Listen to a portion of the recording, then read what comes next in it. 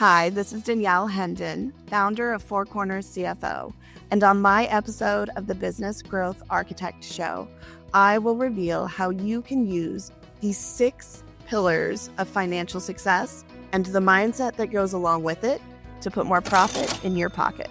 So make sure that you go check out the episode as soon as you can. And hello, fabulous person. Beate Gillette here. I am the host of the Business Growth Architect Show, and I want to welcome you to today's episode where we discuss how to navigate strategy and spirituality to achieve time and financial freedom. Truly successful people have learned how to master both, a clear intention and a strategy to execute that in a spiritual practice that will help them to stay in alignment and on purpose. Please enjoy the show and listen to what our guest today has to say about this very topic. Hello, welcome back. Beate Gillette here. Today we are going to be talking about money and mindset. And with me today, I have Danielle Hendon from Four Corners CFOs, and she is a specialist in everything money, and she's going to blow your mind with some of the tricks and tips she's going to share around mindset and money. Danielle, I'm so excited to have you on the show. Thank you for being here. Thank you so much for having me. Any chance I can get people to even listen to me talk about money instead of put their head in the sand, I'm excited. I love that perfect introduction. So for somebody who does not know what a CFO does or is familiar with your work, will you tell them who you are and what do you solve for your clients? Yes, we do fractional CFO work, which can mean a lot of different things to a lot of different people. So make sure if you're talking to other CFOs that you ask what they do, because it can honestly mean different things. For us, it means helping business owners put more profit in their pocket and build livelihoods and legacies. And we do that by going from balance sheet, which, yes, you probably very rarely hear that term. It's one of the least looked at financial statements, all the way to your budget and your cash flow so that you can take control of where your business is going. The first question I want to ask you is, why is it that people, probably just having heard this, are immediately going like, I probably should not listen to this podcast right now? What is it about money or these terms that people want to run away? If you heard us introduce this and immediately got that like stomach dropping out cringe feeling, you are not alone. And a lot of it is really triggered by shame and anxiety, the combination of those two. If you are not doing as well as you wanted to do, there is definitely shame, and you're going to bury your head in the sand so that you don't have to look at it. And if you feel like you are completely out of control, whether you're doing what you want to do or not, it just feels like chaos, then the anxiety behind it can also keep you from wanting to look at the numbers. It feels overwhelming, and it can be overwhelming. There's a reason we go get whole degrees in accounting. But it doesn't have to be overwhelming if you've got the right team supporting you. I like this a lot. So let's just go maybe through a scenario in money and mindset and money and tactics and money and balance sheet and, P&Ls and whatever there is. What is the mindset a business owner should have? And is there a different mindset for somebody who has a smaller size business? Let's say somebody who is under $250,000. Is there a different mindset I should have when I run $1 million business and a $5 million business? Is there like a threshold of when I really need to get serious about my numbers? You should get serious about your numbers the minute you're serious about your business. I don't think there's a threshold. I also don't think there's a specific mindset for those thresholds. Let me explain a little bit further. When we are introduced to a new client, the very first thing I ask them is what their goals are, what they want out of their business. Because I know as a business owner personally, it is really easy to get caught up in the rat race. Like you literally just put yourself back on the wheel, even though you jumped out of the wheel. And you get caught up in trying to make more money, grow more business. First, I got to get 6 figures. Then I got to get to 7. Then I need to get to multi-7. And it never stops unless you stop it. So the very first thing when it comes to mindset is, what do you want out of your business? What is your business giving to you? And how can your business help you achieve that? And it may not be that you need to be a 7-figure business. It may be that you are going to be perfectly happy running what we call a lifestyle business, where you're the only one working it and you're bringing in enough money to do what you want to do and have the free time that you want to have. Now, if you do that long enough, you might decide that you don't want to be doing the nitty-gritty details anymore and you want some help. And that's going to mean that you need more clients to hire the help and still maintain your lifestyle. And that's where growth can start to happen very organically. But it's not that you need a mindset at a specific point. It's that you need to make sure you know what your goals are and that your mindset stays focused on your personal goals and not on everybody else around you. This is so aligned with what we've been talking about on the show a lot lately. I think that there's a really significant shift in the market, especially with having gone through an election cycle and the kind of language that's being used and the us versus them and the big promises, you are with me or you're against me. I find all of this is a real turnoff. Do you think that an external environment affects an internal response? I mean, if there's more fear in the external environment, will there be more fear in the internal environment? What do you see? It's so funny. I was literally talking to somebody about this today. And while there are what we call economic indicators, there are external factors that can influence your business because they're influencing your customers. At the end of the day, what matters most is how your business is doing. And yes, you're going to have thoughts and concerns and things that come up because of those external environments, but those do not have to influence your business. They might, but you need to wait and let your business tell you what's influencing it. And that means you've got to be looking at the numbers to know. Oh, I love that so much. So that's really, I want to make sure that we point this out 2-3 times. This, I think, is really the key to everything. If you are focusing on the external circumstances, that's an excuse because obviously something must be working because people are making a lot of money. I'm an investor, so I look at my stock investments all the time. And when I look at some of the stock, or even if I go into the Apple store, every time I go in the Apple store, I think they must be giving things away for free because it's always crowded. So there is an option for a business to come up with a product or a service in any condition that will allow you to have success. If I use an external excuse as the economy is really bad, the recession, I'm not aligned, or I'm aligned with this administration, or it's the immigrants, or it's whatever other thing there might be out there, what you do is you remove yourself from taking responsibility over what you have control over, and that is always yourself. So let's go there. So now let me say, I'm listening to the podcast. I'm going like, crap. I probably need to get more serious about money. But let's say I'm under $100,000, or let's say I'm under $200,000, somewhere in the sort of I can pay my bills. It's okay, but it's not great kind of place. What do I do now to get my money mindset around where I want to go and how do I use this money to get where I want to go going? And I know you have a bunch of, you have a system that you want to share with us today. So I don't know where you want to bring this in, but help me now to tell our audience to say, okay, here's how we start. Before we even jump into the system, and I do want to walk through that because it covers various mindset components along with logistics. But before you even go there, I want you to know that you should not be the one doing your bookkeeping. If you are, that's part of why you're overwhelmed by all of it.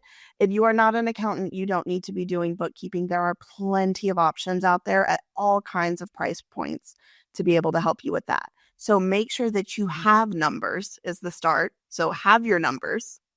The second part before we jump into our framework is you have to look at your numbers. You have to be ready to look at them. And if that means talking to yourself about the shame or the anxiety, ask yourself why you don't want to look. What is the worst case scenario if you were to look at the numbers? And sort of back yourself through that and why you're not wanting to look at them. And if it's because you don't think you're going to like it, then I would challenge you to then ask yourself, If you don't look, how can you change it? And if you don't like it, you want to change it. So let's take a look so that we can take control and we can take action and change it. Sort of like you were just saying with the external environment and the excuses. They give us an excuse to not have to take action. But if you aren't happy with where you are right now, you have to take action to get somewhere else. So that is the first part of what I would cover before we even get into like financial frameworks. I like this. I like this a lot. Where is this guilt and shame coming from? So I will speak as a woman in business because that's what I know the best. But a lot of times we carry a heavy burden in a lot of different ways. You're carrying a burden in the house. You're carrying the burden of the business. And we take full responsibility for things that are not always our responsibility, things that are not always honestly in our control. Yes, there are a lot of things you can control in your business, but you can't control everything. And if you assign guilt and shame and responsibility to something that you are aware of and working on, it's basically you're telling yourself you failed at something that you're still in the process of building. I tell my husband all the time, and he laughs at me. I said, failure is not an option. And he was like, yeah, it is. Failure is not an option as long as I'm still trying to figure it out. It's only an option when I stop. You don't actually fail at something until you're no longer trying to figure it out. This is actually very powerful. And I want to make sure that we pause here for a second and reiterate that the idea to say, I am not looking at the numbers because I'm not where I want to be, but you're on your path to get where you want to be.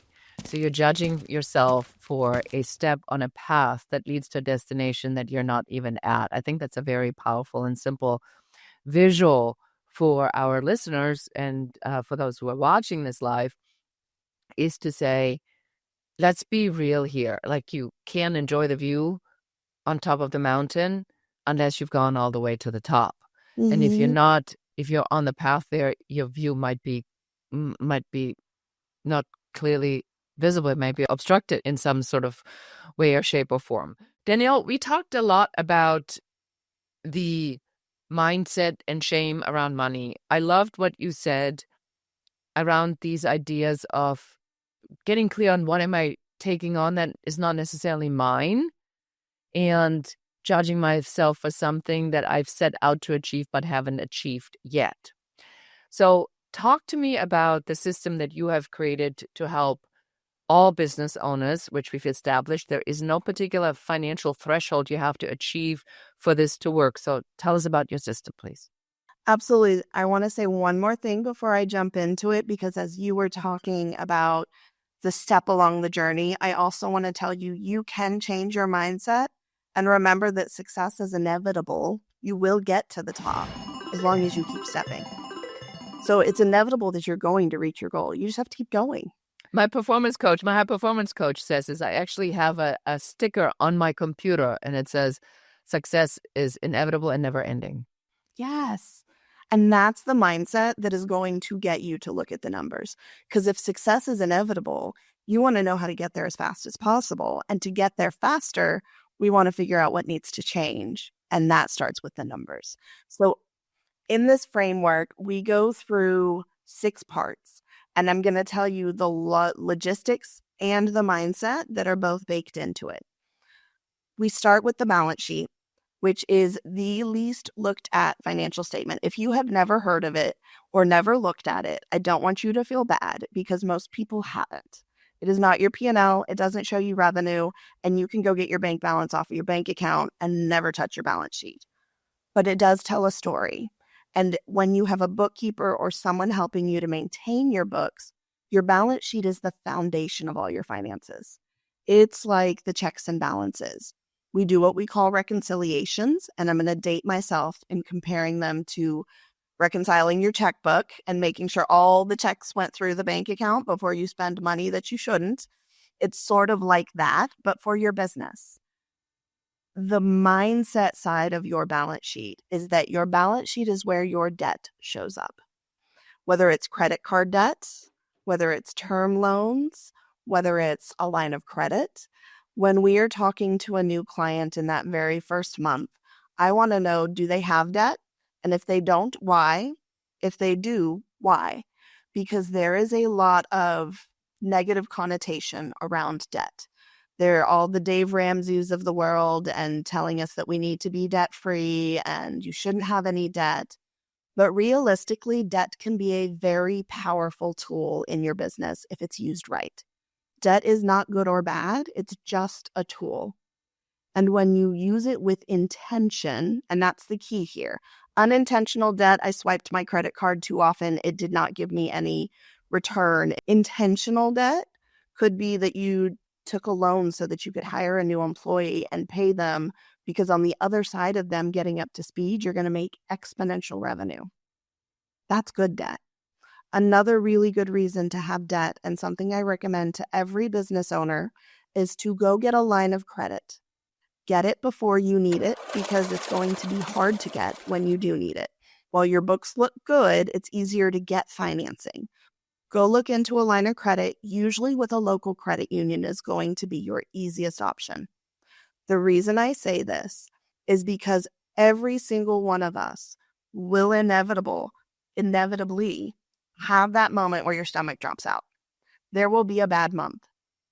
There will be. It just happens. There will be. And I don't want you to blame yourself for it when it happens. Or equipment breaks, or your car breaks down, or a pandemic hits. I mean, good Lord. Yes, exactly. Or something, of that magnitude. Yeah. But I want you to have this line of credit, because when that happens, your mind is going to go immediately to, I need money. And you are going to say yes to all the wrong things. You will say yes to anything that puts money in your bank account, even if it doesn't actually make you money in the long term. But what a line of credit can do is give you space to have some peace of mind and think rationally about the next step in your business. With that space, you can pivot. With that space, you can go find the right clients. With that space, you're not worried about how you're going to pay tomorrow's electricity bill or payroll while figuring out how to pivot in your business. Yeah, I think this is some really good advice. These are some good tactics. Okay, so let's continue. So look at the balance sheet, look at debt, look at this with big girl pants. Yes, I love that term, because really this is going to be the first thing you're going to look at. It is going to be foreign to you, and it's okay that it's foreign. So part 2, once you're comfortable with your balance sheet, you know that you've got reliable numbers, because that's always got to be the start. If the numbers aren't reliable, we don't want to go look at the P&L. But once your numbers are reliable, the next step is to look at your revenue. 90% of the time when a new client comes to us, they have a single sales line in their P&L. All of their income, all of their sales are bundled up into this one line. Oh no. And no, yes. Oh no. Oh no. No business sells one thing. Nobody does. And then you will never know what makes money and what doesn't make money, or what the units are that you're moving the most. You have no idea. You cannot tell the story with one line. So the first thing we do is figure out, what are all of those revenue streams? How do you split it up? Either by offer, by type of income, by location. Service, product. Yes. So we've got to figure out the split. But then we also want to figure out the revenue generating cost. If you're a little more accounting fluent, you might know the term cost of goods sold. But I like to call it revenue generating cost, because it makes it really easy for people to identify the things that aren't there but should be. Because just like most clients have a single sales line, a lot of times service-based businesses will not have a cost of goods sold, because they're like, well, I don't have a cost. Every piece of revenue has a cost. And if that cost is your time, you need to value your time and assign a cost so that you understand the true profit margin by product or service of what you are doing in your business. That is the logistical side. I want you to identify the different products and services, know what their revenue is, identify the revenue generating costs so that you can calculate your profit margin. Profit margin is revenue minus cost. Easy peasy. I want you to know what's profitable. The cost of goods sold. My bookkeeper sometimes challenged me and says, "Is this cost of goods sold?" I'm like, "It is." And I want to spend a minute on this. I'm a certified Myers-Briggs practitioner. So part of my personality assessment is the cost that it costs me to make these assessments, and then whatever the booklets and stuff like that. That goes against my coaching because that is a reduction of my profit and is directly correlated to my work as a coach. Even though coaching is a service and I'm buying a physical product, if you so want to. So also put these things in, or if you are coach or consultant and you have to rent a place to do the consulting, that is a cost of goods sold. Well, and I would challenge you even further. So many people don't value their time. And this is not what I'm going to call generally accepted accounting principles. I'm a CPA and I know better. And there are technical ways to do this, but there's also an easy peasy way to do this. And I want you to think about what you as a business owner either are currently paying yourself or want to be able to pay yourself, and divide that by the number of hours that you want to work in your business. That is your hourly rate. And if you are coaching somebody for an hour, you better be charging a profit margin on top of your hourly rate to cover the rest of the costs of your business. So make sure you know what your time is costing. And then the mindset component for revenue, especially with women in business. Men don't struggle with this quite as much. When's the last time you raised your rates? I raised my rates probably about a year ago, a year and a half ago. Okay, that's not bad. That's not bad. Sometimes when I talk to people, it's, I don't know. And they're still running with the same rates they had 5 years ago. Even if you are a service-based business and you don't have to pay for a bunch of product costs that you would easily see the increase in price on, your cost of living is increasing. And if you were an employee anywhere else, you would have been giving yourself a cost of living raise, which means your profit margin now needs to take into consideration an increase on what you're charging so that you're still making money. And then I want to go a completely separate side note to that, because we've talked about revenue from the perspective of cost, which sounds like I'm a proponent of cost-based pricing, but actually, I don't want you pricing based on cost at all. I just want you making sure you're covering your costs with your pricing. What you really should be pricing is based on your value and your worth and what you're delivering and the transformation that you're giving people. It's not about how much it costs you. It's how much it's worth to them. Yeah, 100%. And that I think is a major misunderstanding, especially in consulting and coaching, where people say, well, what's your hourly rate? I don't have an hourly rate. My coaching consulting is based on 40 years of experience. And so I have shortcuts that are going to get you there in a much shorter amount of time. So you're going to invest time or money. So if money is the criteria, then you need to go with somebody who's cheaper, but it's going to take you longer. If time is the criteria, and time should always be the criteria, in my opinion, it's the only thing you can't get more of. Yeah, you need to pay more. And as a business owner, you need to be valuing that transformation, the value added, the value that your customer gets. And you can do some market research, look at what other people are doing. Excellent. All right, let's move on to the next. All right. Third piece is all about your expenses. So outside of revenue generating costs, you have what we call non-revenue generating or operating expenses. All those things below your profit line inside your P&L. We put them in one of 3 buckets. It's either required, which is cell phone and internet, or if you've got a building and you've got rent, that might be required. You've got personal perks, which is anything tax related that we've funneled through the business for deductible reasons, but it probably doesn't add value to the business. Every single thing you spend that is not absolutely required or a personal perk is an investment in your business. And I want you to look at it and think about how it returns time, money, or both back to your business. And if it's not, I want you to ask yourself why you're still paying for it. We are so knee deep in budgets with clients. You have to know what you're going to nix so that you can get into the next year and be where you want to be and start off strong. And the word no is in the word to know. I love that. I might have to borrow that one. Go ahead. It's a result of this amazing podcast. Don't go cutting things that are actually giving you a return on investment. And this is where some of the mindset comes in.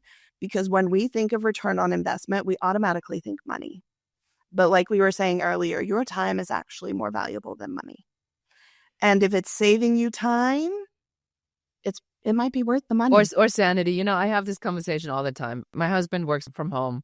I do not want to spend 24 hours a day with my husband. I mean, as much as I love him, it's just not going to happen. And he takes up a lot of space. I rent an office, but it's not cheap. This is Los Angeles, this is Palisades. But then I think about the cost that it would have on my mental state and my mindset and my prosperity mindset. I love going to this office. I love my office. I have a podcast room. I just walk in here, pop on the lights, and I'm ready to go.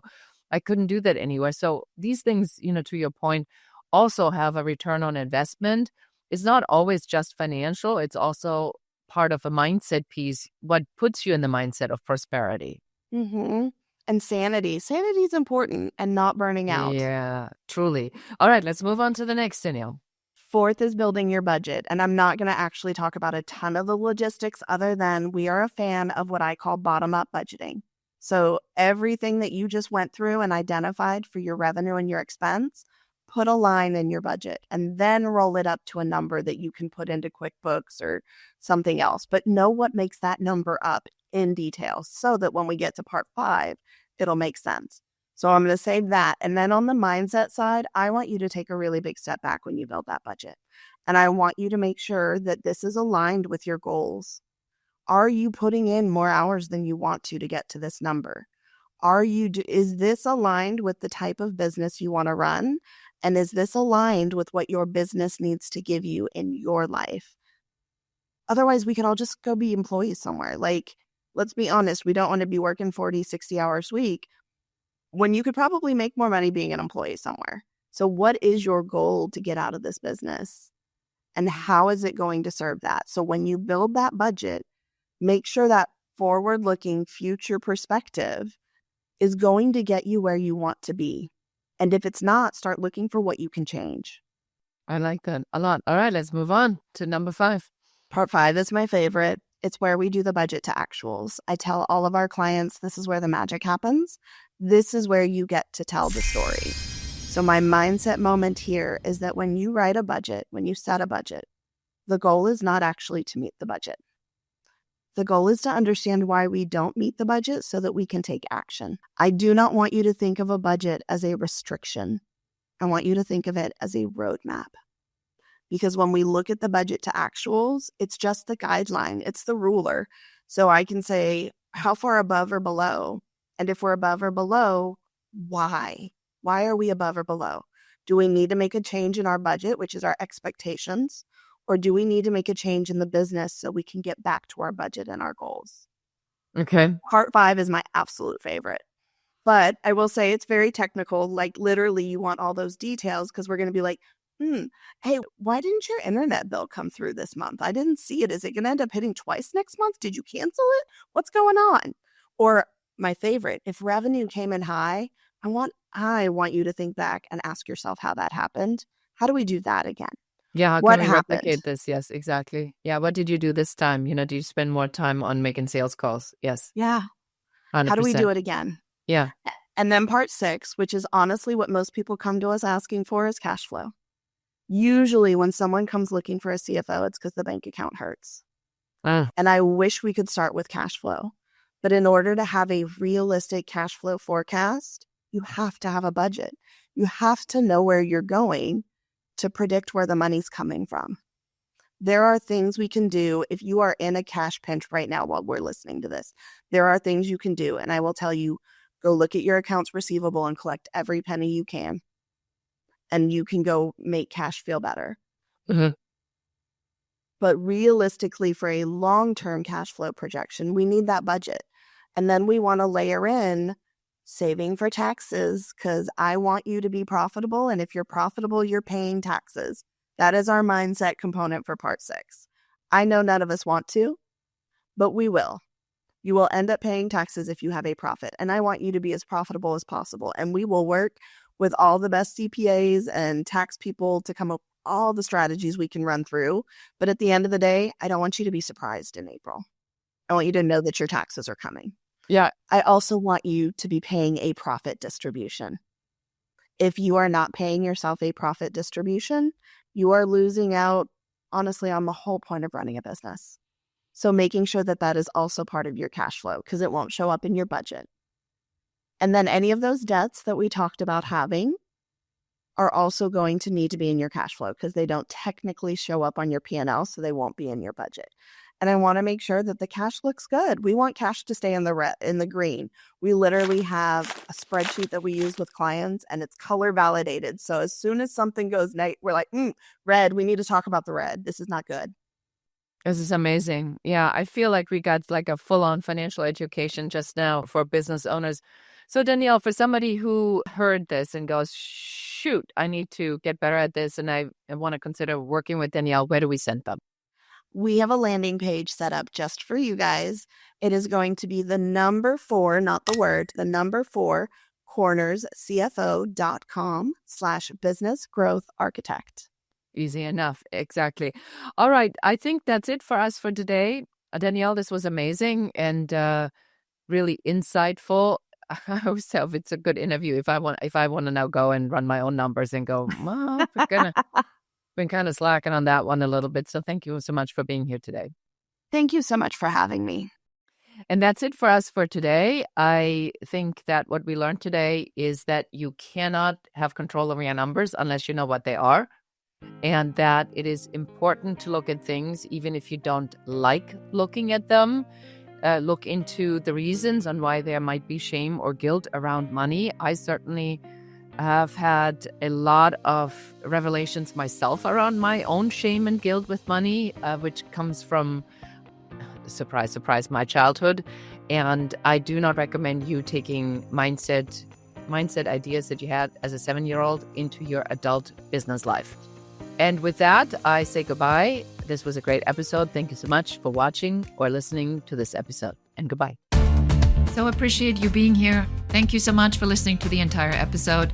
Please subscribe to the podcast, give us a 5-star review, a comment, and share this episode with one more person so that you can help us help more people. Thank you again. Until next time. Goodbye.